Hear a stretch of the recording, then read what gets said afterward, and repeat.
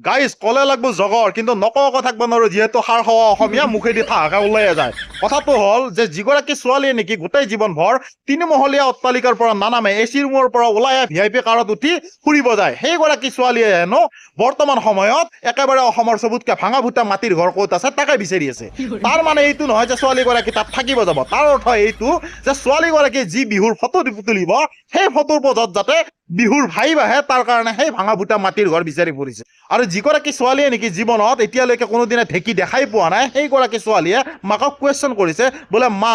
ঢেঁকী কেনেকুৱা জীৱ হয় মাকে কৈছে যে ঢেঁকী জীৱ নহয় ঢেঁকীত চাউল গুড়ি কৰা হয় তেতিয়া মাকক কৈছে অ' আচ্ছা এইটো মানে ডাবল এক্সেল চাইজৰ মিক্সাৰ গ্ৰাইণ্ডাৰ মাকে কৈছে ধেৎ পাগলীজনী তাৰপিছত আকৌ মাইনাই সেই ফটোখনত আৰু অলপ বিহু ভাইব আনিবৰ কাৰণে চৌকাটোৰ ওচৰত বহি চৰুখন লাৰি কেনে পষ্ট দি আছিলে কিন্তু ইণ্ডাকশ্যন কুকাৰত ইণ্ডাকশ্যন ষ্টভত ভাত খোৱা মাইনাগৰাকীয়ে পাহৰিয়ে থাকিলে যে তলফালে জুইও দিব লাগে চৌকাত